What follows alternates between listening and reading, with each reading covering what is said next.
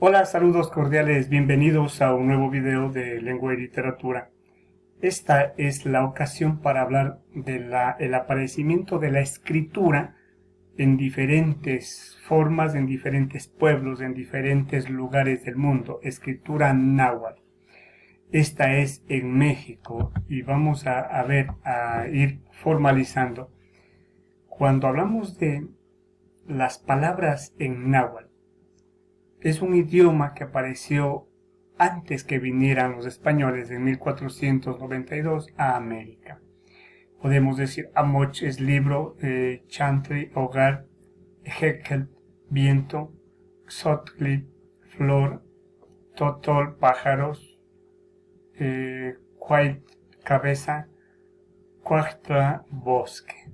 Entonces cada vez podemos ir un poco nombrando, un poco aclarando esta situación. Ellos empezaron a hacer una forma de escritura primero a través de imágenes. Ahí está una imagen, es una flor y se dice Xochitl. Podemos también hablar de un coyote, de un perro salvaje que decimos coyote. El aguacate, que es un alimento muy sustancial y consumido en México, le dice aguacate.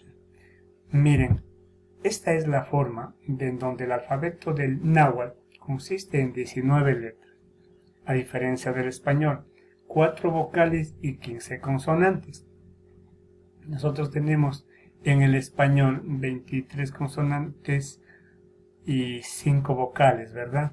Ahí están las consonantes, ¿no? Lo que me llamó la atención es la combinación, como nosotros hacemos CH, ellos hacen TL, TZ, y la O en cambio no es una vocal, sino es una consonante en el náhuatl. Los aztecas penetran en el siglo XIII después de Cristo. El siglo XIII está conformado o comprendido entre los años 1201 y 1300. En el Valle de México y en 1430 aniquilan el poder de los tepanecas. Era un gran imperio en donde se formalizaba y vivía en la segunda mitad del siglo XV, o sea, en 1450 más o menos, constituyen un imperio que abarca Veracruz, Guerrero y Oaxaca. En 1521, Tenochtitlán es destruida por los españoles al mando de Hernán Cortés. Aquí empieza la vergüenza de los europeos, en donde ningún pueblo es más soberano ni más poderoso, mucho menos más importante para destruir pueblos que ya existían. La población náhuatl pudo con la escritura registrar las informaciones que no querían perder. Los grandes temas abordados son económicos, registros de impuestos y catastros históricos, como la historia de la ciudad de Texacoco, religiosos y de magia, sobre todo de adivinación y suertes. Aquí algo importante. ¿Acaso los españoles cuando llegaron pensaron ser más importantes y solo ellos querían? Por eso derribaron y terminaron con las costumbres, pueblos, escritura y otros, ¿no? Igual la religión, creían que el catolicismo era lo mejor que hay en el mundo y es lo único que vale y el resto no valía. También echaron atrás culturas religiosas, culturas civiles y otros estamentos culturales que son importantes en cada pueblo.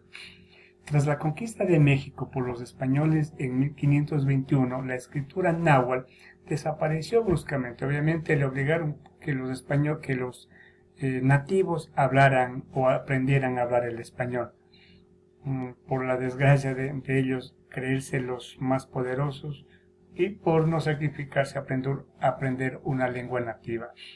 La destrucción física de los códices, la sustitución de la escritura náhuatl por la europea y el desprecio de lo que fue víctima. Los códices, escuchen esto, que por suerte corrieron, fueron los que estaban guardados en los templos.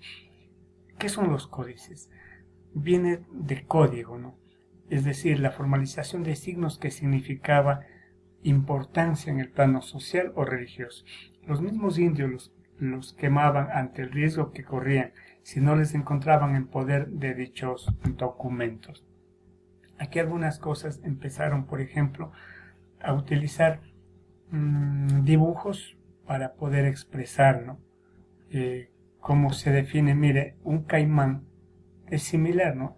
Empezaban a demostrar cómo hacer copias, ¿no? Como el viento, los lagartos, las serpientes y otros animales. Por ejemplo, el águila es igualito al águila, o lo mismo, un buitre, como es la lluvia, el sol, las estrellas, igual conocidos como dioses primarios, como es una flor. Entonces todo esto determinaron este conjunto de culturas. En ese entonces la cultura piramidal eran, por ejemplo, estaba primero el emperador, luego venía la nobleza, descendientes del Cuajá, Pipiltín, sean los nobles, los sacerdotes. Miren, los sacerdotes en toda época, en toda religión, los pastores, siempre aparecieron, dieron importancia a la parte religiosa. Los pochetcas, comerciantes mercaderes, venían después los agricultores y artesanos, los braceros de Pipiltín, y estaban al final los esclavos. Lamentablemente en esos siglos mantenían aún estas pirámides y encontraban por doquier esclavos. ¿Y dónde se encontraba este gran pueblo? Aquí en Veracruz. Nosotros podemos ver todo lo que es ahora México y parte de Centroamérica, en Veracruz, en Tabasco. Luego pasaban, aquí están la clase fuerte, los primeros que gobernaban, o los reyes en esta parte. En Tamaulipas también estaban extendidos por Jalisco, Michoacán, Estado de México y otros, Morelos, en Puebla, etcétera, etcétera. Aquí algunas cosas que es necesario un poco converger es que se llamaba los Huitzilopochtli. Es el principal dios azteca, fue concebido cuando su madre, Cuauhtémoc, la madre tierra, quedó fecundada por una pelota de plumas que cayó del cielo. Es la divinidad suprema de la guerra y las tempestades. Te pregunto, ¿será más importante esto que Jesucristo o que Alá? No, cada pueblo tiene sus creencias, sus formalidades culturales, y no es nadie más importante que uno. Siempre es la tendencia de conocer.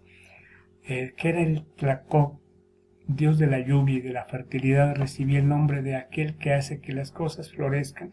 Era temido porque podría provocar. El Xipe Totec, nuestro señor desollado, era el dios de la primavera, y que era el Totañu, es una sociedad volcada en la guerra como la mexicana, y que es el Chalchiutricuy, la señora de la falda de Jeda, era la diosa mexicana de las aguas vivas, de los ríos, lagos, mares, y quien es el Eacl, una de las múltiples advocaciones de Quetzalcóatl, la serpiente emplumada, un dios de origen. Entonces allí algunas cosas de este pueblo hermosísimo. Gracias por visitarme, gracias por estar aquí.